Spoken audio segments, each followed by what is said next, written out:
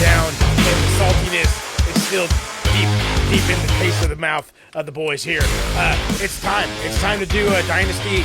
And speaking of time, almost 5+ hours if you were there. The show started on April 6th and ended on April 7th if you were in the arena. I feel so bad. I feel so bad for these people, for those who attended it in Philly.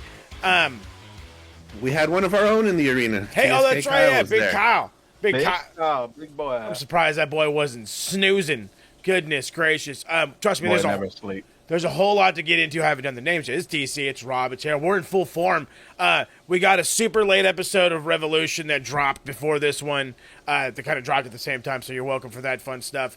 And now it's time to talk Dynasty. We're going to talk good. We're going to talk bad because there was a lot of good.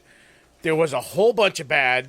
There was a whole bunch of what the hell was this? I could go on forever. I really could. I really, really could. Let's just get into it. Again, we don't do the pre-show, but if you did an extra hour, 5+ hours in that fucking arena, my heart goes out to you. Will Ospreay, Kevin Knight, probably one of the best AEW openers I've seen. I want to say in quite some time. I could go as far as saying ever.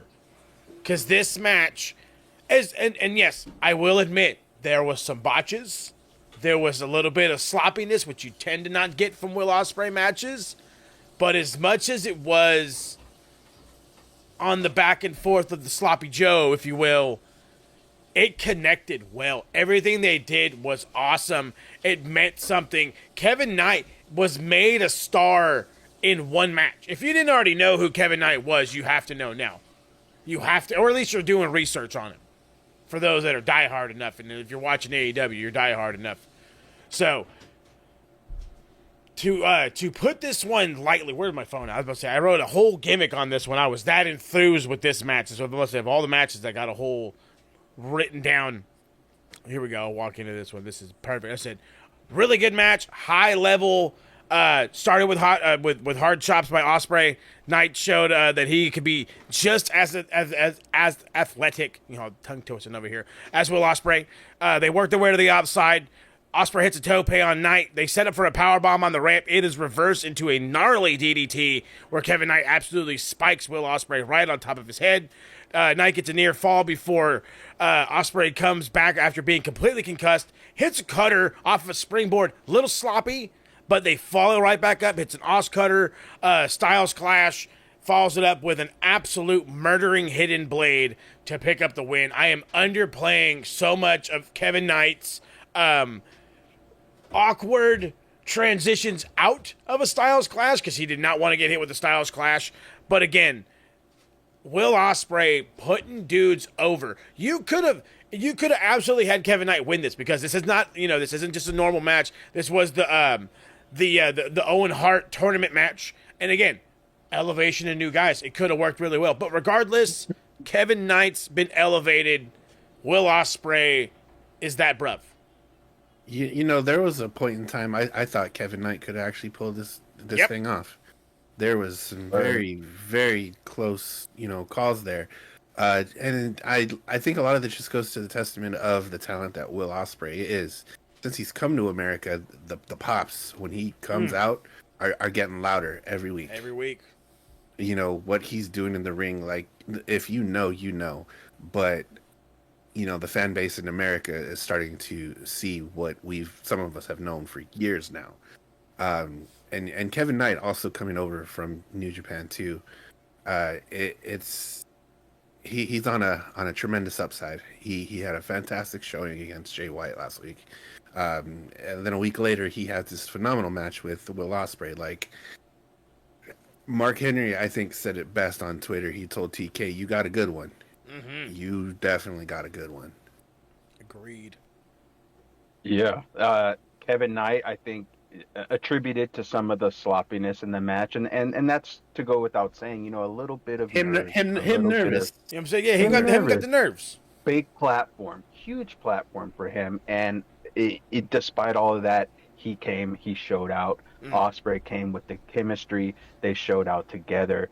Kevin Knight went from being maybe lower mid card to being mid card, upper mid card at this point. It would be believable, in my opinion, at this point, with the caliber of match he put on.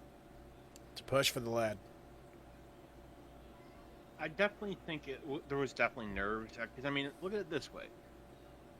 You're getting in there with somebody, I would think, a tier 1 talent. Yeah.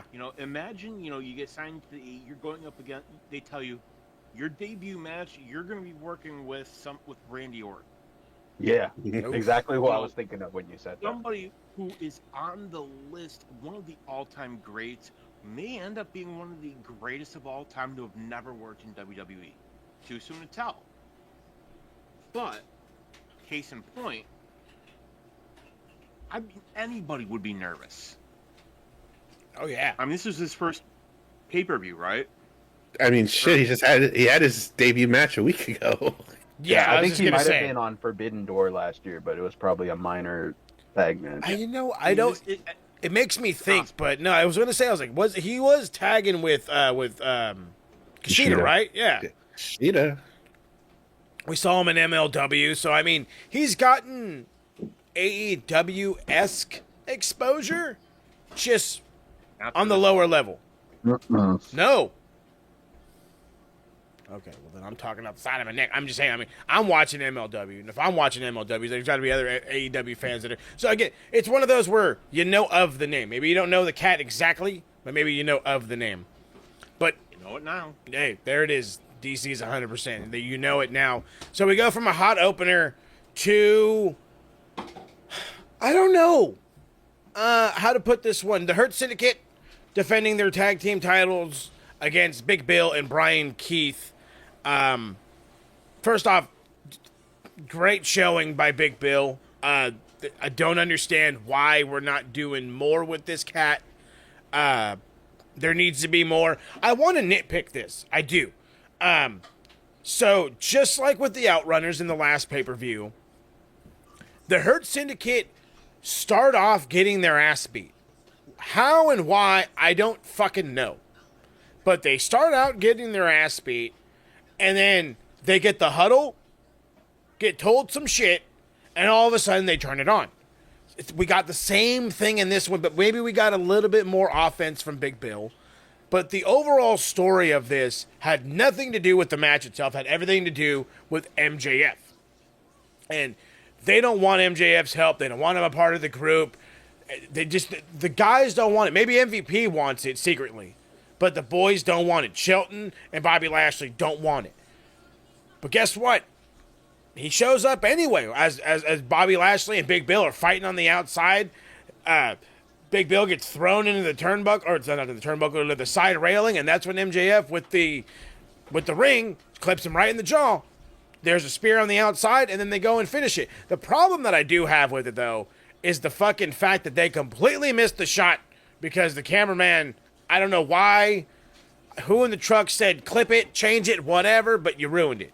We saw MJF for quite literally a split second. The damn announce team had to play it up like, oh shit, we have to say it's MJF because otherwise you probably didn't see him. And then we go to the ending of the match. So, before I get your thoughts on the overall match itself, is MJF going to be the white chocolate in the Hurt Syndicate? I hope not. No, I hope not either. Oh, I think it's just going to be another one of those situations where, and I hate to kind of shit on it, but MJF has a tendency to rehash his feuds. He just kind of skews who's in it, what the ultimate goal is, but it's ultimately the same formula. And this reminds me of, when he was trying to get in with Jericho's group, and they had, the partnership for a little bit between the two groups. And to me, I feel like that's the direction it's going. It's just another rehash on that. I mean, is that him or is that Boss Man? Ooh. Like, I said it before. Since he came back, it just doesn't seem like they know what to do with MJF. Completely agree. To the point where there was a story, and I honestly think it's true. He only gave MJF all that money so he wouldn't fucking go to WWE. Oh yeah, absolutely. Oh yeah, And you've It's done given. jack shit with him. I hate saying it like this, but it's. I think they just didn't know what it is to do. I think we think he could have kept being a face for a little bit longer. You probably could have stretched it out longer. Probably could have came back with that and allowed him to be on the back burner that way. But because you're trying to force him as this heel and what it does feel a bit. Don't want it. I don't know Yeah, if I they don't don't. want it. It just all feels a bit much. You know what I mean? Like you guys are trying way too hard to keep him in the picture. You want something an easy as shit storyline for him? I'll tell you, and it's really simple. Hey, simplicity. Have him feud with Mox and have MJF be the one to take it off Mox. Why do I say that? Who did MJF beat to win his AEW World Title? Wow. Mox. Oh, sure. I had totally forgotten. He ended Mox's last reign. I think it would be quite appropriate to have him end this one. Prodigy kind of guy, one of the pillars of AEW. I can see it. I also and I'm gotta be completely honest. It immediately gives me like a sour taste. I don't know why. I just got one. It's just like because we're pushing him. We're pushing him. And I don't mean like push him like give him attention, but I mean like with the over push. He has to be there. Hey, you guys remember MJF? Like you're dragging him out. Like no, we know him. Yes. You know what I mean? Exactly. I'm vibing off of that. It's the fact that there's no organic Yes. feel That's the to word. anything they're doing with him. Before MJF, he feuded with people where it made organic sense. In this instance, they're just trying to put him where it fits. Whatever happened with that whole Jeff Jarrett storyline? Fucking dead. They just gave it to shit, and then they just moved on to the Hurt Syndicate. Like Nobody wanted to see that. He could have kept the feud going with Hangman. that's another one they were hinting at. Thing Again, with Dustin. Dustin, that's a big one. again, That could have been a great pay-per-view match. yeah. Yeah. Again, it's the simplicity is there, but it's not being taken because again, you have to parade him out. He's the old lion at the zoo. Hey, you see the young lions, but look at the old lion. I don't give a fuck. He don't give a fuck. He want to go to sleep, He's only 28. right? I hate, but They're already again, deadpanning him. we got him for And, 19 months straight every fucking week. I hate saying it like that, like it's a negative. we also said it like his shtick is the same every week. Yeah, Come out, do your heel promo, insult the crowd, cheap heat. rinse, repeat. Yes, so talk shit about somebody's mom, make them wrestle 5 other wrestlers to get to you, and then you wrestle them at the pay-per-view. Yeah. And lose. Thank you, DC. And Speaking It of, might be time to go back to the drawing board. I Keep him on TV. hope they have a drawing board because I mean they just It's Does a it stick? chalkboard with rainbow chalk. with rainbow. Got it. With Thunder Snow. Oh, no wonder why it just keeps getting erased. All right. Why is all the white chalk disappearing? Goodness gracious. TBS Championship. Mercedes. Oh no, sorry. Owen Hart quarterfinal. Mercedes Moné versus Julia Hart. Why did Julia win? I'm not even gonna like get into the thing right now. I just right off the bat. Why did Julia win? I understand that we're going for this broad needs to carry like 9 belts, 2 on her leg, 4 all around her fucking small torso, and then needs to come up above her head and cover her like a mummy. I get it. You want to over parade championships to this lady, but like why? Like God's honest, Mo. why? Hold on. Okay, go ahead, please. Hold on. Let's be a little positive here. Okay. The match was pretty good. For Julia Hart coming back from being gone for so long, I thought they did a fantastic job. Monet rarely has chemistry with anybody, in my True. opinion. The last few outings, she's had it. So I'm gonna Oh. say start with a little positivity. Okay, fine. Bro. You got DC says no. No, I can agree with you on that one, Harold. As again, this is another one that would take an example from the Ospreay, not Kenny Kill, the Kevin Knight match, where as sloppiness and as offbeat as they were at times, it worked. It was still flowed. It still had chemistry. It still made sense, even though there was a couple of times where Monet looked like a geek. Granted, she's gonna do that anyway. That's always gonna happen. Again, it's gonna happen no matter what. But I just don't like another one where she's getting literally shoved down our throat. There are people coming back who could garner minute momentum by beating her, or extravagant momentum, depending on how they actually want to fucking book it. And instead, it's don't worry about them. We've got her.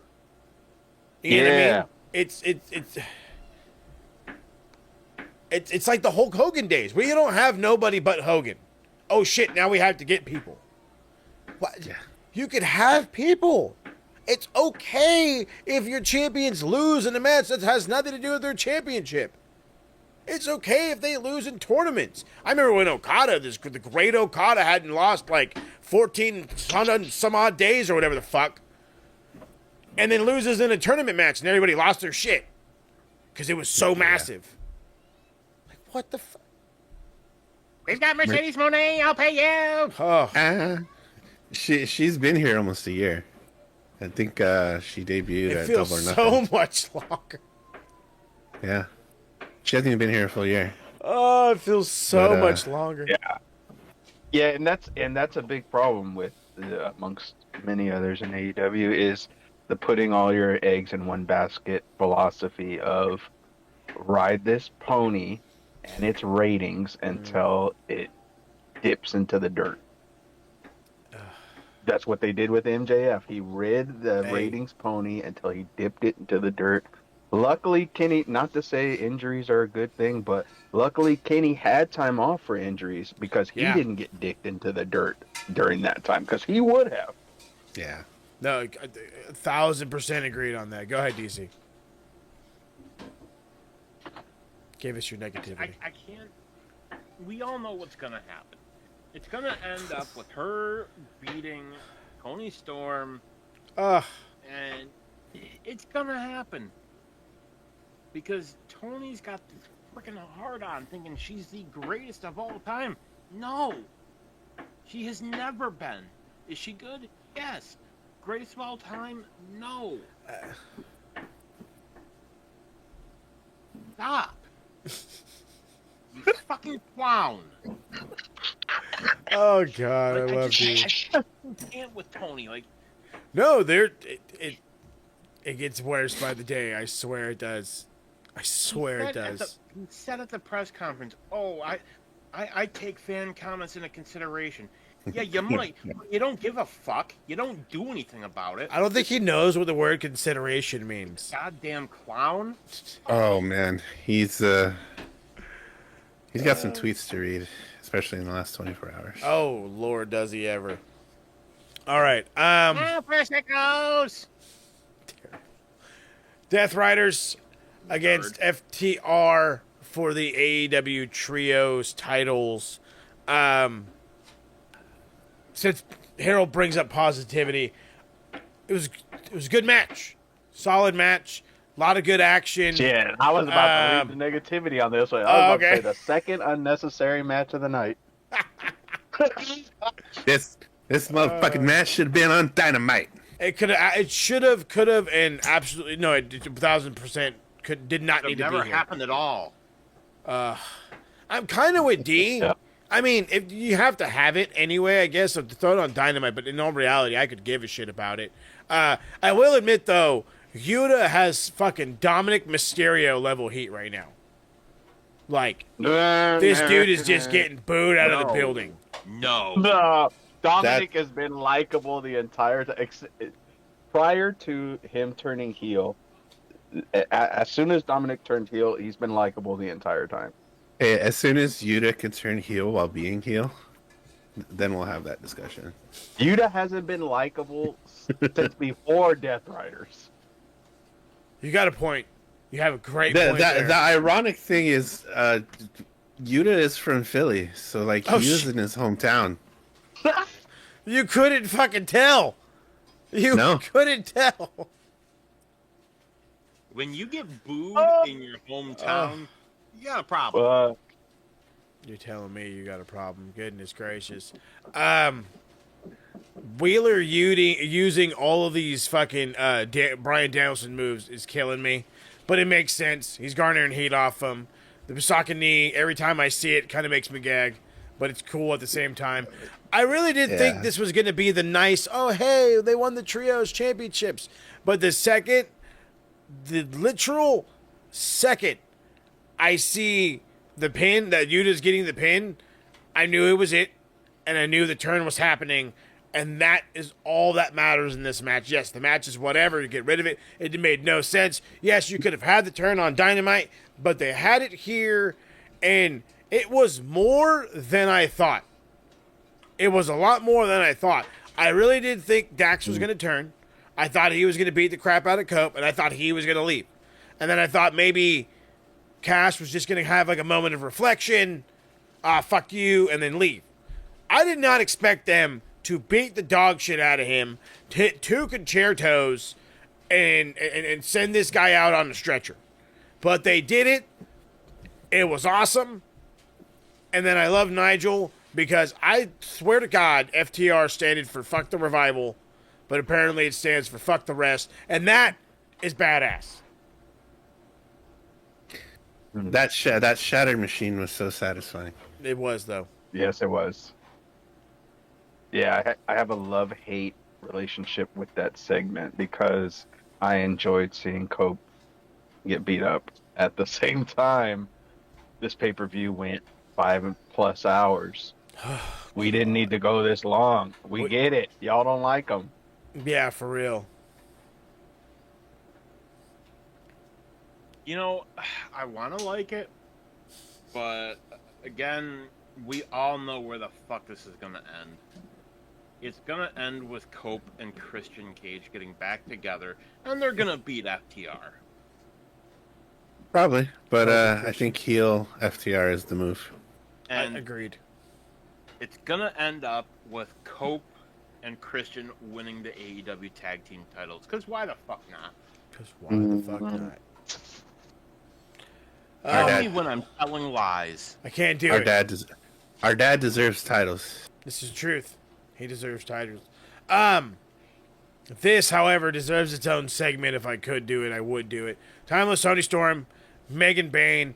The internet is pissed because they built Megan Bayne up for nothing. Bullshit. Bullshit, bullshit, bullshit. This match was, because I knew it from the second I seen it. The second she came out looking like Rocky in Philly, it's goddamn Rocky 4. Okay? Or it's actually Rocky 3. It's Clubber Lang. No, it wasn't even Clubber Lang. It's Thunder Lips versus Rocky Balboa. And that's exactly what we got. Okay? You had the powerful, stronger Megan Bayne against the faster Tony Storm. And it's exactly what it was. It was Thunder Lips, the stronger dude, against Rocky, who had to use his brain and his speed. And there was times in this one where, again, you thought, at least I thought, that Megan Bayne could do it. Holy shit. Yeah. They're gonna beat Tony Storm. She's really that broad. And that's when Tony reminds you that she's smarter than the average bear. And she gets a flash pin by a roll-up, picks up the dub, retains the title. And again, the internet goes nuts. Package. The small package. The internet goes nuts. Tony Storm and her small package. It was glorious. This is. Did you catch Tony Storm at the media scrum? Yes, I did. The comment she made? Yes, I did. That shit was wild. She was. The media scrum was the best. She walked out like a pro. Oh, God. The dude asked, I forget what was the last question the guy asked. He was. The Waffle House question? Oh, yeah. What's your Waffle House order? He's Malcolm. Just. And she walks off. Damn it, Malcolm. Tony Storm is it, bro. She's it. Tony Storm can do no wrong. Nope. Nah. She can summon the Kraken out of her ass. Hey, You could give me a whole fucking pay-per-view of nothing but Tony Storm just cutting random fucking I was gonna promos. say you're gonna have a random pay-per-view for summoning the Kraken out of her ass. All right, let's Literally, go. of her just doing promos. Literally, just nothing but that. And you know what? I would call it the pay-per-view of the year, Yeah, easily. and I would be just fine with that. She's so damn entertaining. Tony, whatever she wants when her contract comes up, fucking give it to her. If That's she the Man, one wants you half the pay. company, give it. Give to her 2 of it. Ayo, So that's the one you pay, not Mercedes Mhm. Monet. Really? So I really need a segment Tony and Juice together. I think Yes. that shit would be unhinged. OnlyFans? only the only Uh, fans. Pretty sure, I mean- Cope and Lita already did that Hey-o. on an episode of Raw. That's gold tier OnlyFans, but Gold tier, baby. I think a comedic segment with Juice Cheers to Robinson you. and Tony Storm would be amazing. Yeah. For sure. Sign me the hell up. I would absolutely love that. All right. This match had no damn reason being as good as it was, but we'll get into it. Another Owen Hart Foundation tournament quarterfinal. This time it's for the men's. Kyle Fletcher against Mark Briscoe, who's been hitting the gym because the Sussex County Chicken don't got a gut no more. I love this. This, again, had no damn reason being this good. None. Kyle Fletcher is, of course, Kyle Fletcher. We know how good he is. We know the level he's Right. on. And some underestimate Mark Briscoe. And it's easy Yes. to underestimate. Go ahead. They shouldn't. Exactly. No, you're right. They shouldn't. Because, again, when those people think of Mark Briscoe, you immediately think of his tag team days. Oh, he's a tag team wrestler. He can't do nothing on his own. Bullshit. Fucking bullshit. Because this match absolutely killed. Absolutely killed. I mean, I don't have words for it. Kyle Fletcher is a dude, by the way, who is, how old is, he's what, 24? 25? If that. If that. And this kid looks like he's been doing this for 20 years. He's just so fluid. I hate using this goddamn comparison, but he fucking looks like Randy Orton, okay? He really fucking does. Physically, I was about to say, and I've in heard ring. multiple casual fans go, hey, that guy reminds me of Randy Orton. Yes. I was like, that's actually a positive note in my opinion. That's not a bad thing. He's methodical with everything he does. praise. Oh. Young, jacked to hell, smooth with it. It's hella smooth. Has that aura. Got sky blue. Man is The winning. aura right there. Man is winning. To quote one of my favorite movies, how I really hate him.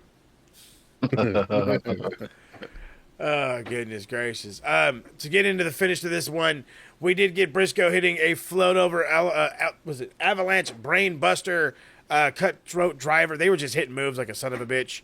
The froggy bow gets a near fall. Briscoe wants to go for the J driller. Fletcher gets out of it, hits with the cutthroat driver, rolls to the outside. Briscoe leaps over the top rope, hits a froggy on the outside, goes back in, tries for another one, boots to the face, hits the avalanche brainbuster, pick up the dub. Kyle Fletcher does. Super solid win. Again, do not ever downplay Mark Briscoe again, because this guy will surprise the hell out of you. The absolute hell out of you. Hoi. You know, and I'll say that I think for a number of years he was, and unjustifiably, he was living in Jay's shadow. It was hard not to. Exactly. I'm not saying it is wrong. Yeah. It's justifiable. But what I will say is this: people are now saying, "Okay, like," and y'all know I've been saying it for the longest fucking time. Okay. Mark is so insanely talented. Y'all have heard me Yeah. say it. Mm-hmm. I've been preaching Mark Briscoe, and now people are seeing it, and I'm happy for him. Oh, yeah. Yeah. We should all I'm be. glad he's making that money. Hell for yeah. sure. Goddamn, man's got 12 kids. Holy shit. Right. That's the devil. Yeah, I life. think And a whole bunch of I don't chickens. think a whole bunch. I don't think we've seen Mark on that level since right after Jay died, in my opinion. Right after Jay died, he got this push, obviously, to kind of honor his brother, to honor Ring of Honor. And at the time, we all thought he might have won the Ring of Honor championship. That didn't end up happening. And I feel like the heat kind of died down, like the gas was let off the pedal. And I wonder if that was Mark taking the time to find his identity. And then he's kind of started leading the conglomerate for a while. And I think that kind of helped him, get back in that groove. And the last few matches he's had on Collision have been really good. And then this match, obviously, just brings it back up. Like you said, reminds you of who he is. It really does. If you want to see the sheer charisma this man has, watch the Hey EW he did with RJ City. Honestly, it's got to be one of the greatest episodes they've ever done. Oh god, I have to watch it now. That actually sounds worth checking out. Easy top 5. Harold, if you haven't seen it, you seriously need to. It's great. It's great. I will. Okay, we're talking about greatness, and this wasn't it. This was not it. Bandito versus Chris Jericho, Ring of Honor World title versus mask. Yes, rub the faces now. I swear we've said it in past pay-per-views. I know I've said it on past episodes of Max. I'm dying. I will personally pay a Fozzy ticket if he fucks off and goes on tour. Please. Please. Just please. He'll be here in 3 weeks. He's gonna be God. at Disney. Oh, Let's go. I'm down. It's fucking 3 weeks. I'll tell you one better. Let's go. Let's go. Goodness It gracious. is beyond time Standing in the front row. for Jericho to get the fuck out of here. It's like I respect the. Don't get me wrong. The wrestling fan respects Pure him. respect. Pure respect. But I 100%. respectfully need you to fuck off. For a bit. Like, give me 3 months. Come back in Texas. There's a company that's got a show in Las Vegas in about 2 weeks. Hey. Go hang out with them for a while. Oh yeah, I'm sure TK won't mind. I promise you. Or here's an idea. Go back to that other company. Maybe do some work on the Performance Center. Hey. Again, whatever gets you off my AEW side of television is fine by me. Yeah, he just needs a break. Creatively, he's flushed. Oh, It would be good for flushed, him. bro. It'd be good for us. Do it. Yeah. You know, I looked at the Fozzy tour when they announced it, and I just found it so ironic that he doesn't play shows on Wednesdays or Saturdays. Fuck. I'm just like you mother. You son of a bitch. So every single Wednesday and Saturday for the whole tour is free. So I'm just like, fuck. It's bananas. So close. So as the beautiful thing about this show in Philly is Philly does not give a damn. They will voice their opinion, and they feel in the exact sentiments as we do, maybe a little bit more so, as there was a long "please retire" chant. At least they were asking nicely. Okay? At least they were asking nicely. However, these guys tried way too fucking hard, man. They tried way too hard. Like, I understand Bandito needs to get over, and he's over because he's got these cool moves, because he's actually a relatively strong dude. But, like, you're doing them on a guy that... First off, he probably shouldn't be taking these moves, okay? No, He is as heavy, he is as awkward to lift as a fucking bag of hay. You know,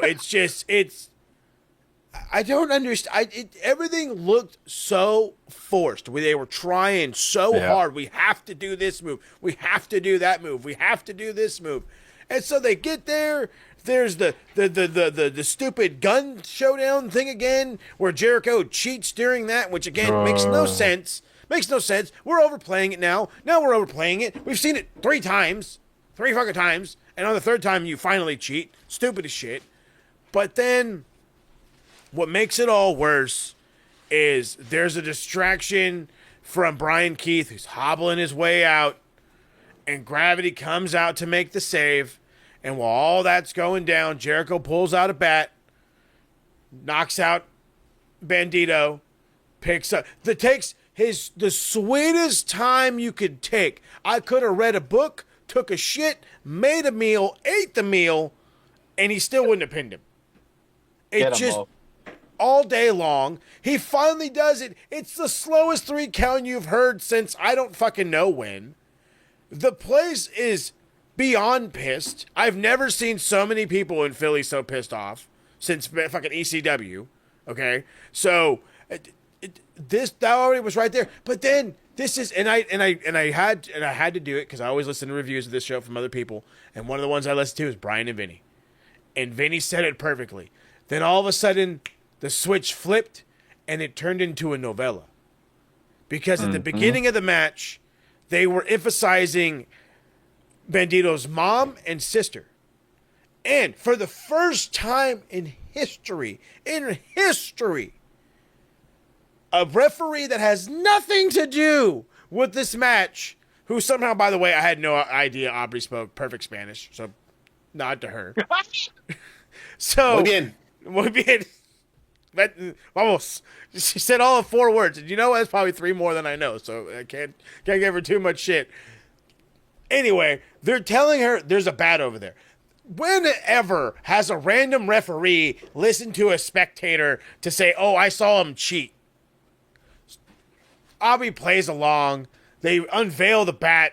It's like all you needed was the zoom and the faces, you know what I mean, to make it a true novella. They restart the match. It ends up being that Bandito's going to win. Why did we need all the extra shit? Tell me the truth. Why did we need all the extra shit? If I wanted to watch a novella, I could just turn it on, okay? I could hang out. I can grab my chips. I could do my thing. But no. In the middle of my wrestling show, I get a novella. All I needed was the dramatic music and the random zoom-ins, and it would have been the same. It would have been the same shit. Ugh, my God. Senior Jericho. It's gonna end up. They did it so that they can do a rematch, and Jericho can get the title back. Oh, I'm gonna fucking cry. Oh God. Yep. Thank you. Because Tony absolutely loves Jericho. Please don't leave me, Chris. I need you. I don't think he does. I really don't think he does. It reminded me of Bully Ray recently had a match in Maple Leaf Pro Wrestling that was similar to me, in where it was an old timer thinking, or this is at least what I thought of it. They're thinking, hey, let's do an old classic wrestling. Heel face, and we're gonna play it by the book, but it's gonna be so old school and cool, and it's not. It looks cheesy. It looks stupid to this type of audience. If you're at like a Saturday lucha show at the swap meet with a bunch of little kids, this is fucking gold. The kids are like, fuck yeah. Oh yeah. For AEW's audience, we're like, come on, bro. This is like doing the low blow, or you know what I mean? It's not enough, but then it's too much at the same time. Yep. It's just terrible. Bad. And I feel like this has been Jericho's every pay-per-view match he's had the last 2 years. We've had enough. Oh, wow. Since the Mimosa Mayhem match. I was just going to say, ever since then. That's when it started. Just nonsense. Pure nonsense. You always got anything to add to that one? Oh, I love it. I gotta save some. Hey, He's keeping one. He's keeping one in the chamber for the main event. Hey, as we all should. Goodness gracious. All right, let's hop into the next one. Adam Cole, Daniel Garcia for the TNT title. No interference, no time limit. Good match. This was meant to be just that, a good match where you're kind of meant to, I don't know if I can get each other over. It went maybe 6 minutes too long. I don't know why. I felt got stretched. Everything about it seemed fine at first, but then it just felt like it kept going. And then the one massive thing I noticed is we're coming off a match where, yes, we're pissed off. It's bullshit. It's a fucking novella. But there was crowd reaction. There was near 10,000 people in this building for Philly. Fucking crickets. Fucking crickets. If they weren't screaming Adam Cole or Bebe, nothing.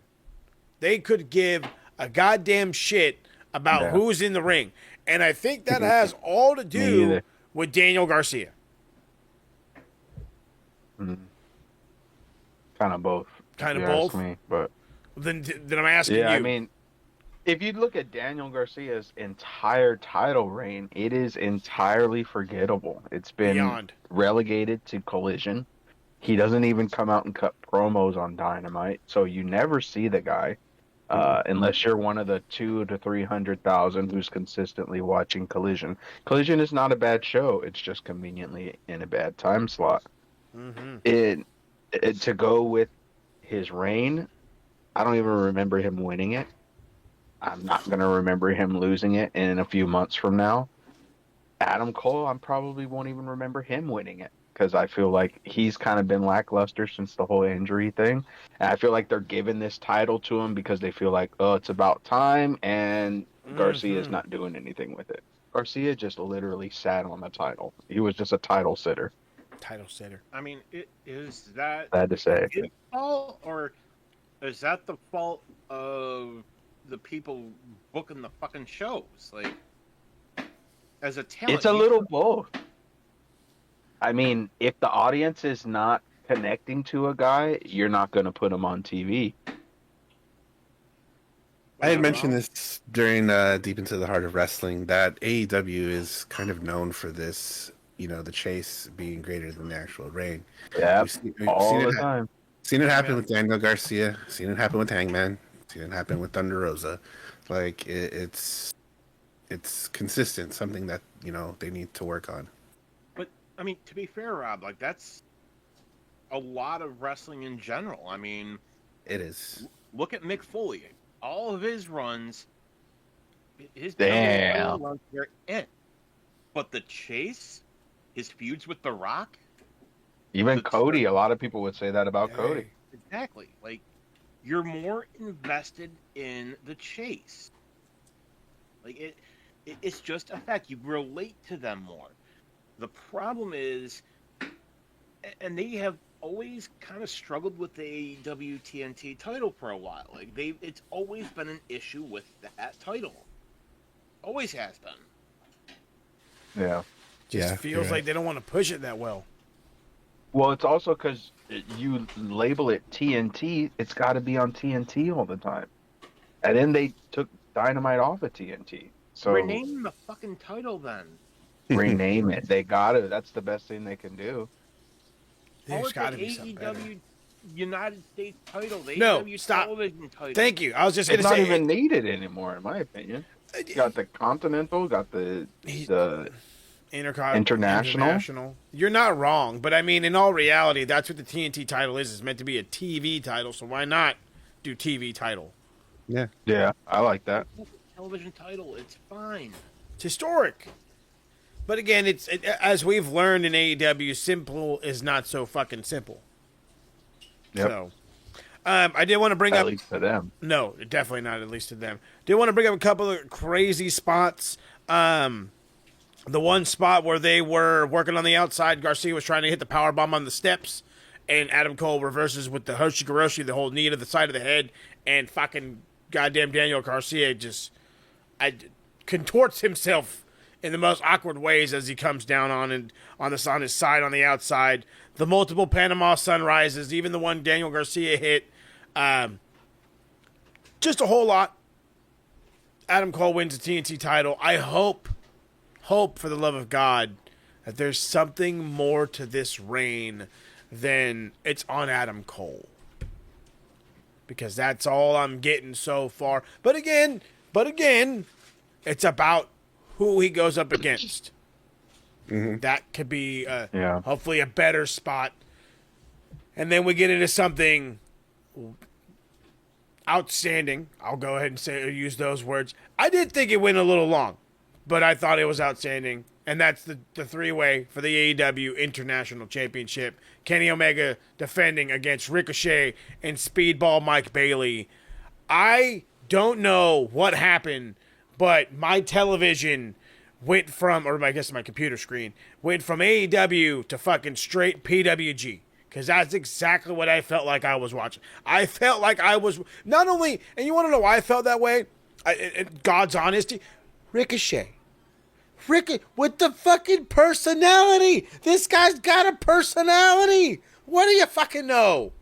It's Ricochet and PWG all over again. Speedball Mike Bailey. Bro, every time they slap Homeboy Oh, on the head, bald. the bald head slap, that was so great. It was the fantastic. What a fucking spot. I completely loved it. I always say, in every single one of these pay-per-views, there's one match to go out of your way. In this one, it's two. It's the opener, and it's this one. Just do yourself a favor. Go watch the opener. Skip the rest of the shit. Skip it, and go right to Kenny Omega and Ricochet and Speedball Mike Bailey.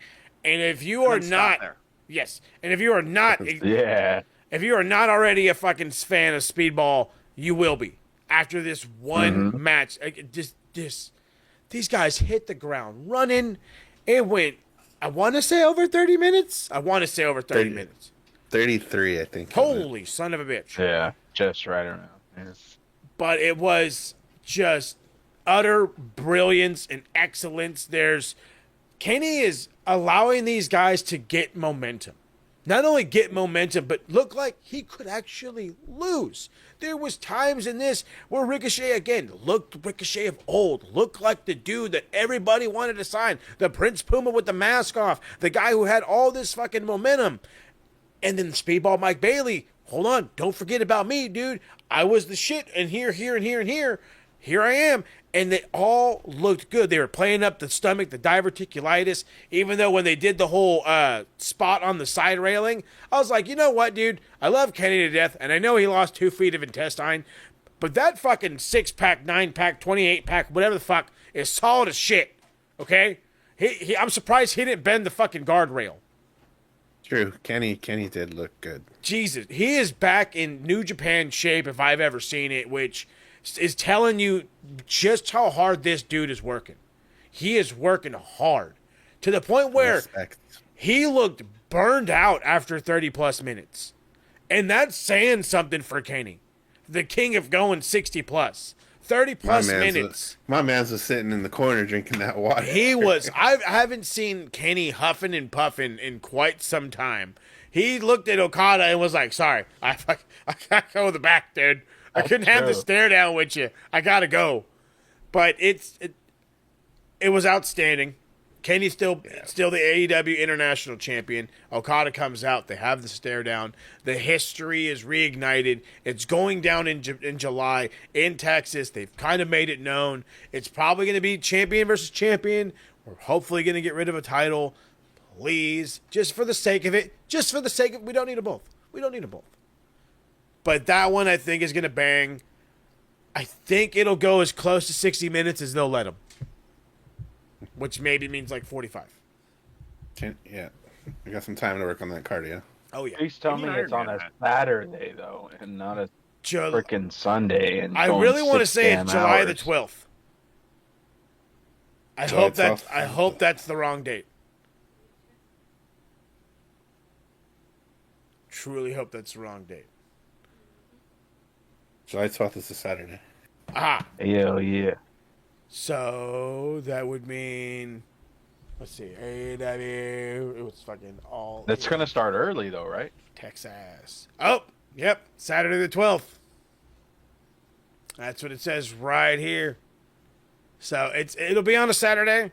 It'll have I guess that's giving them a reason to go 60 minutes because you don't have to worry about work or nothing the next day. I don't know. You. But it's all in, so they're gonna go all out. No, All in. no puns intended. Before I get away from the beauty that this was, do you guys want to touch on anything before we get to the dreadfulness that was the end? The Karate Kid. Oh yes, spot. the fucking Karate Kid spot. Oh my That god, was so sick. He kicked the shit out of Ricochet. I have never Sounded heard beautiful. such a pop for the Karate Kid. Never. My brother-in-law was watching with me, and he hadn't seen Speedball Mike Bailey before, so I kind of like hyped him up before the match started. So I was like, I know they're gonna deliver, but there's always that, oh please deliver. I told him, I was like, he does the Taekwondo spots, but he's actually good at hitting the kicks, like they actually look legit. And he was like, all right, we'll see. And then the match started, boom, he starts hitting the kicks, and he's like, oh shit. Crane spot he marked out for it. Oh, dude. It was just all around a good show. I feel like everybody got their shine. Speedball did some great selling with his knee. Oh, He had some innovative spots with the double shoulder pins with both guys. Yeah. Which, as simple as it seems, it's like, how come I've never seen that before? That Right. seems pretty simple to do. But yeah, they busted it out. So it was pretty cool to see. I enjoyed it. Yeah. Oh yeah. All right. Yeah. Yeah. All right. So D's been Yeah. warming up. He's ready for it. So let's hop on He's into ready. it. We're on to the main event. Sean Moxley with Marina Shafir against Swerve Strickland with Prince Nana for the AEW World Put on Championship. your seatbelts, folks. Swerve Strickland coming out like God damn it, I just said it in my head. Shockwave? No, not Shockwave. Static Shock. Well, Static Shock. Static Static Shock. Shock. So for those who don't know Shockmaster? that, what happened? Master. Terrible. Oh None god. other than the Shock Master. The shock. No, don't do the Shockmaster. So to be, I'm not gonna be nice. I'm gonna get started, and I'm sure the rest of these guys will keep going on it when I'm going. But to bring up a couple of quick ones. We're 5 hours in. Mike's jumping in the last second. Oh, maybe not. So 5 hours in. We're 5 hours into this show. He heard you. He said, He's all we're talking shit he's all about the main event. Let's get in it. He's all watch me get back Wait, in let me this B. Let me do know a if he hops reset back and in edit so I it. can do some adjusting real quick. But to get going, we're 5 hours into this goddamn show. And we're 5 hours into it, and these guys are chain wrestling. They're grappling. There's a dude who has minimum amateur background in Swerve Strickland against a fucking known brown belt in jiu-jitsu. What are we doing? Honestly, what are we doing? What are we doing? That was just piss poor. It made Swerve look inadequate, for lack of better terms. He looked lost. Some of his transition work was hot fucking garbage. Absolute hot fucking garbage. And then we go moving to the outside, and it just goes to shit. It just goes to shit. I thought this was an AEW title match. It turned into some kind of fucking no count out fucking ladder. I don't fucking know what. They're jumping off ladders 1 minute. The fucking, so Mox is trying to cut Swerve like Brock Lesnar did Randy Orton. He's trying to get him with the elbows, or at least that's the thought. They do the spot where he throws him over the fucking table, basically fucking torpedoes poor Excalibur as he yells shit into the goddamn microphone, which is going to live infamy in my brain forever. And then they're both underneath the fucking table doing I don't fucking know what. They're obviously doing the gig. Kissing. But yeah, like, come on, bro. What are y'all like getting it on? Like, you're down there forever just to come up to obviously see the gig. all right, whatever. And then he's doing everything. Just it's the same thing every match. It's the same thing. It's dragged out. It's annoying as fuck.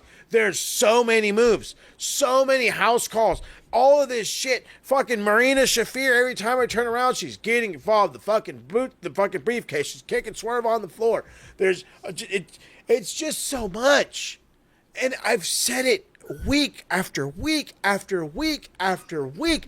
I don't remember signing up to watch 2000's WCW.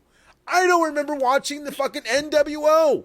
But that's what it became. And that's what it became. And I did say this in the last one. If you're going to fucking be the NWO, you better add some new members. Guess who the fucking new members are?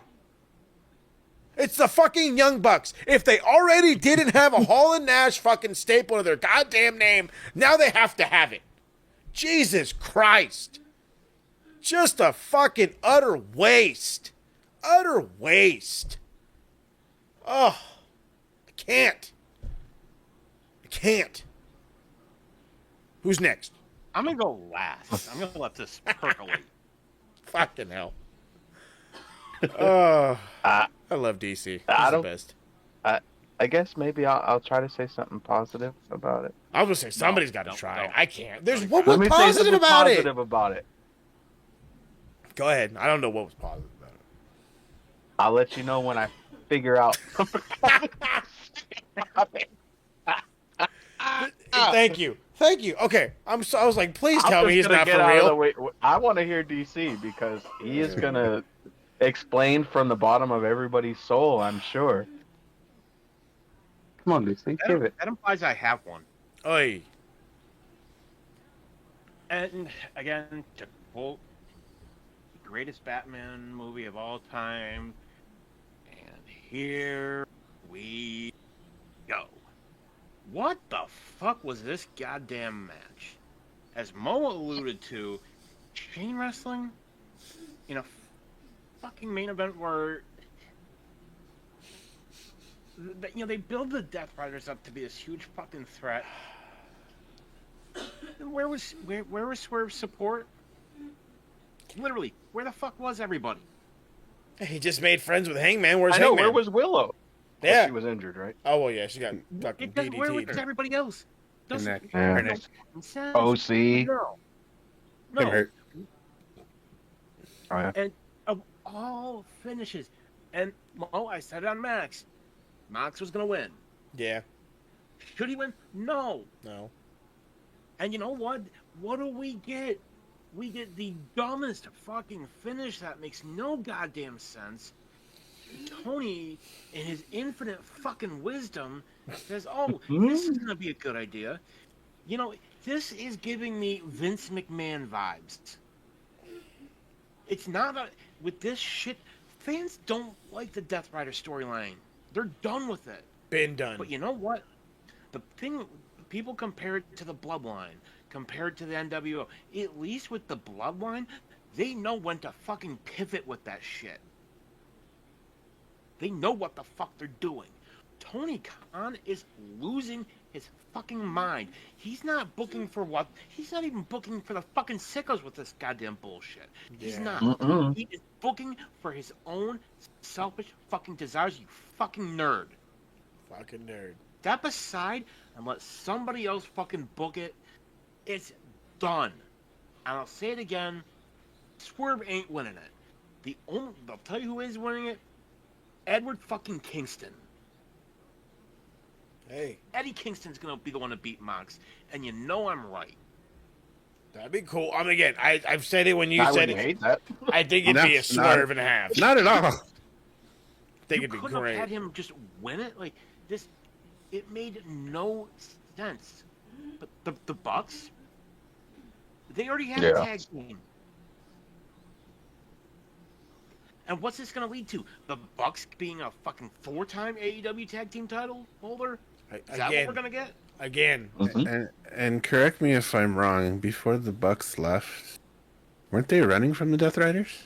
Mhm. Yes. Yep. So now they're joining the Death Riders. This is going to be, That's right. hey, we were running it the whole time. Dirt. Yeah, fucking. Yep. And see, The people wonder W.O. why Tony Khan gets so much hate and so much criticism. It's because of bullshit like this. He makes it too fucking easy. It's not too sweet. I wish I could say this was a great ending. It was a good pay-per-view, but it ended horribly. And people make excuses for this shit.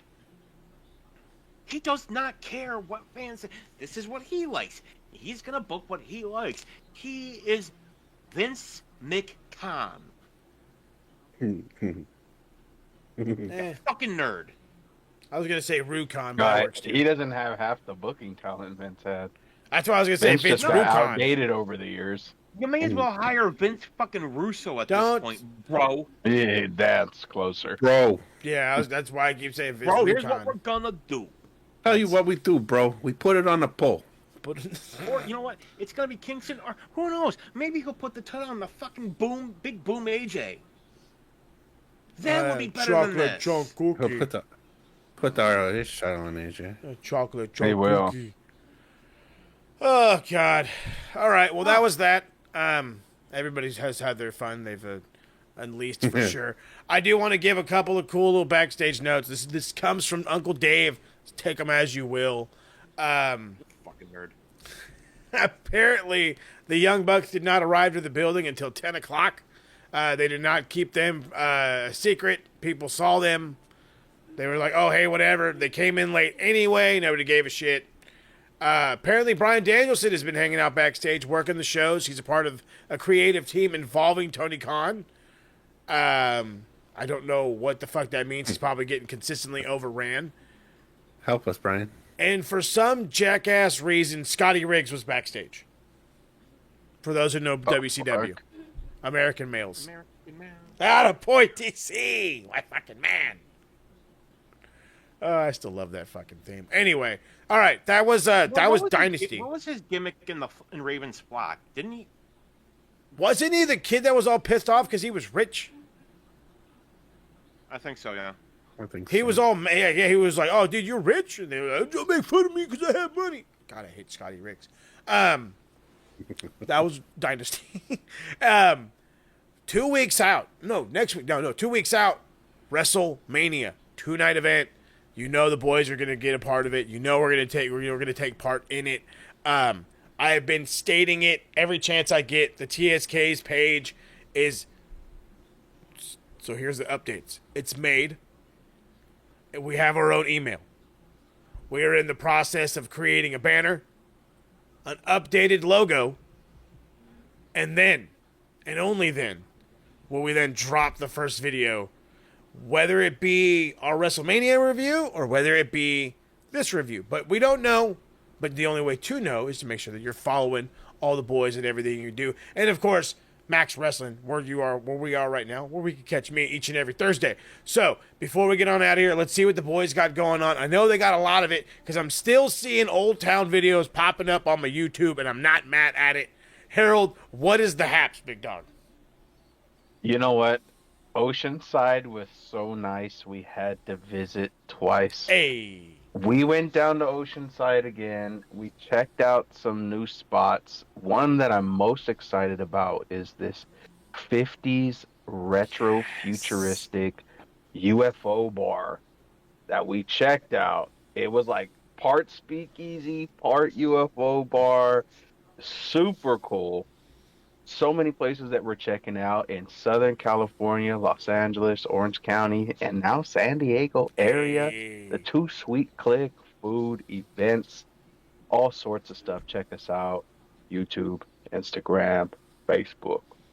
Gotta get on it. All of it. And they're all good episodes. They're short, they're sweet, but they absolutely grab your attention. Rob, speaking of grabbing attentions, the Blackhearts are back in business.